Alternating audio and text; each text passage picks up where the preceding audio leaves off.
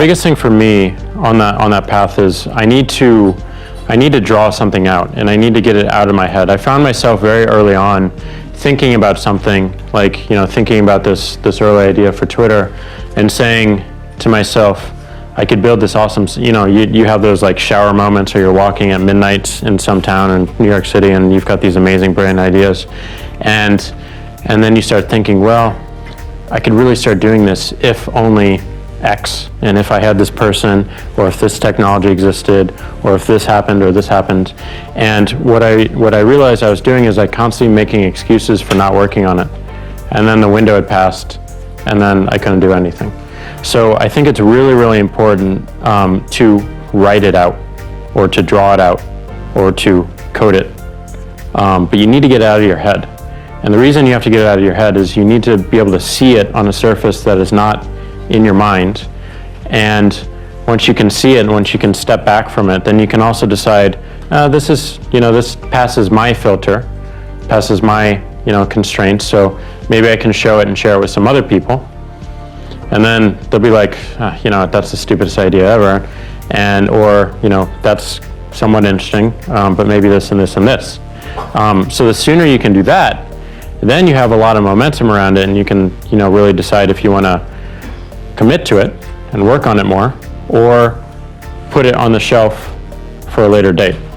And the realization that I think everyone needs to have about that latter option, putting it on the shelf, is that you can come back to it, and it'll surface back up in another piece of work or another idea at some point in your life. So having that ability to close off a chapter and move on is really, really important. You can't have all these open threads, and that's what I realized I was doing, and that also encouraged me to really write more, and to really think about, what is the story? How are people coming to this? And like, when I show my friends this, how are they going to react? And I would write it down. I would actually treat it like a play. And when I realized that I was writing plays, I read a lot more plays. For style and for substance and for technique, and I think it's really good. And I think there's another company that I've always looked towards for inspiration, and I know a number of people in this room probably have this similar company in mind, which is Apple. Apple, I think, is run like a theater company. It has a great sense of pacing, has a great sense of story, and has a great sense of execution, and it's all event driven, it's all stage driven. The stage being a billboard, or the stage being a keynote, or the stage being a product launch. All of it has a very, very cohesive end-to-end story. I mean, you think about what happened when Steve Jobs came back to the company. The first thing he did is he killed every product line the company was working on.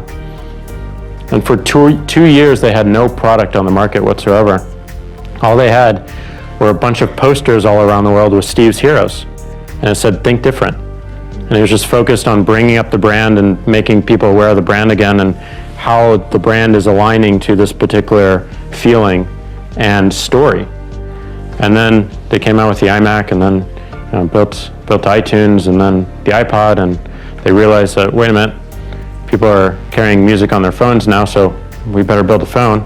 iPhone. And so this unfolding of the plot and the epic story has been very, very interesting to watch, especially if you look back to that time when he came back to the company. So I've learned a lot from that company